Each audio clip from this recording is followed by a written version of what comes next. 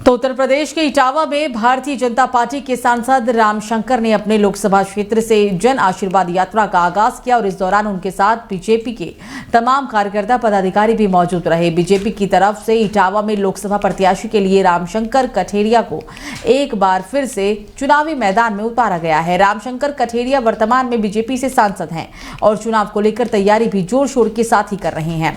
आज Ramshankar Katheria Etawah railway station पर पहुंचे, जहां उनके पार्टी के कार्यकर्ताओं ने उनका जोरदार स्वागत किया और साथ ही उनके द्वारा रेलवे स्टेशन इटावा के सिकंदराबाद के लिए जन आशीर्वाद यात्रा को भी रवाना किया गया। ये पार्टी के कार्यकर्ताओं ने इस जोर शोर के साथ जय श्री राम के नारे भी लगाए और साथ ही मुख्यमंत्री योगी आदित्यनाथ, पीएम नरेंद्र मोदी को लेकर भी जिंदाबाद के नारे लगाए गए हैं। उन्होंने कहा है कि देश की जनता पीएम मोदी के साथ खड़ी है। अब की बार हम लोग 400 पार जाएंगे और यूपी की 80 सीटें जीतेंगे। थोड़ी सी उसके बाद बस देश के गरीब किसान, मजदूर, युवा और महिला के विकास के लिए जो काम किया है और देश की जो तरक्की हुई है और दुनिया में जिस तरह भारत की लोकप्रियता बढ़ी है और माननीय प्रधानमंत्री मोदी जी दुनिया के जो सबसे लोकप्रिय नेता के रूप में पूरा देश और पूरी दुनिया मानती है जिनको, उनके नेतृत्व में भारतीय जनता पार्टी का जो गठबंधन है एनडीए 400 पार सीटें जीत करके, और जिसमें उत्तर प्रदेश की 80 सीटें बहुत महत्वपूर्ण हैं। निश्चित रूप से वो सभी 80 सीटें भारतीय जनता पार्टी उत्तर प्रदेश से जीत करके और तीसरी बार मोदी जी के नेतृत्व में सरकार बनेगी। तो लोकसभा चुनाव से पहले उत्तर प्रदेश में कांग्रेस को एक और बड़ा झटका लगा है। भदोही से पूर्व सांसद राजेश मिश्रा ने आज बीजेपी को ज्वाइन कर लिया है। साथ ही उन्होंने कार्यालय नई दिल्ली में पार्टी की सदस्यता भी ली और इस दौरान पूर्व केंद्रीय मंत्री रविशंकर प्रसाद भी मौजूद रहे। राजेश मिश्रा 2009 में वाराणसी लोकसभा सीट से कांग्रेस की टिकट पर चुनाव लड़ चुके हैं। उस वक्त बीजेपी के प्रत्याशी मुरली मनोहर जोशी हुआ करते थे। वहीं बीएसपी ने मुख्तार अंसारी को मैदान में उतारकर चुनाव को दिलचस्प बना दिया था।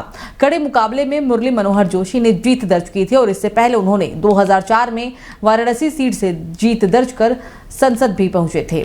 जानकारी के लिए आपको बता दें कि उत्तर प्रदेश में कांग्रेस के कई नेताओं ने पार्टी से इस्तीफा देकर अन्य दलों में शामिल हो गए हैं।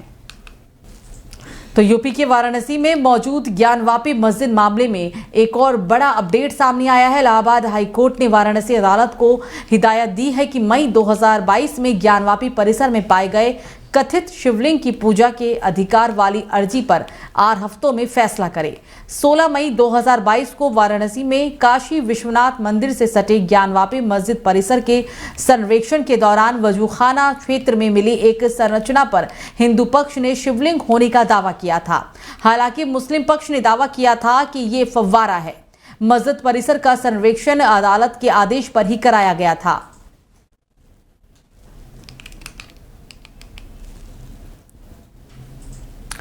तो पिछले दिनों से उत्तर प्रदेश के अलग अलग हिस्सों में हो रही बारिश और ओलावृष्टि की वजह से एक तरफ जहां तापमान में काफी गिरावट आई है, तो वहीं दूसरी तरफ इसका सीधा असर अब फसलों पर भी दिख रहा है। तेज हवाओं के साथ हुई बारिश और ओलावृष्टि की वजह से गेहूं, सरसों और आलू की फसलों को काफी नुकसान पहुंचा है और फसलों की तबाही में अन्नदाताओं के चेहरे पर शिकन दिख रही है। इसे देखते हुए उत्तर प्रदेश शासन द्वारा किसानों के हुए इस नुकसान का आंकलन करने और मुआवजा देने की प्रक्रिया शुरू करने के लिए निर्देश भी जारी किए गए हैं। और साथ ही डीएम मंगला प्रसाद सिंह ने बारिश और ओलावृष्टि से फसलों को हुए नुकसान का आंकलन राजस्व कर्मी को 24 घंटे के अंदर रिपोर्ट देने के निर्देश दे दिए हैं। सभी एसडीएम और तहसीलदारों को लेखपालों के माध्यम से सर्वे कराते हुए 24 घंटे के अंदर ब्यौरा उपलब्ध कराने की जिम्मेदारी सौंपी गई है। और देखिए, गत 2 दिनों में बारिश अच्छी हुई थी और बारिश के साथ साथ कहीं कहीं ओले भी गिरे हैं। इसको देखते हुए, जैसा कि उत्तर प्रदेश शासन का निर्देश है, हमने सभी तहसीलों के लेखपाल से लेकर तहसीलदार तक ये निर्देश दे दिया है कि इसको जल्दी से जल्दी 24 घंटे के अंदर मौके पर जाकर सत्यापन कर लिया जाए। जिस भी किसान का जिस भी अनुपात में नुकसान हुआ है, उस अनुपात में जो सरकारी मदद होती है वो हम भुगतान करा सकें। तो हमारी कोशिश है कि हम कल तक इस कार्रवाई को पूरा कर लें और फिर अपने किसानों को उचित लाभ जो सरकार की तरफ से बने उसको हम दिलाएं। तो लोकसभा चुनाव 2024 से पहले मोदी का परिवार अभियान सुर्खियों में आ गया है। पीएम मोदी के संसदीय क्षेत्र वाराणसी में स्थानीय लोगों ने अपने घर के बाहर हम है मोदी का परिवार के पोस्टर लगा दिए।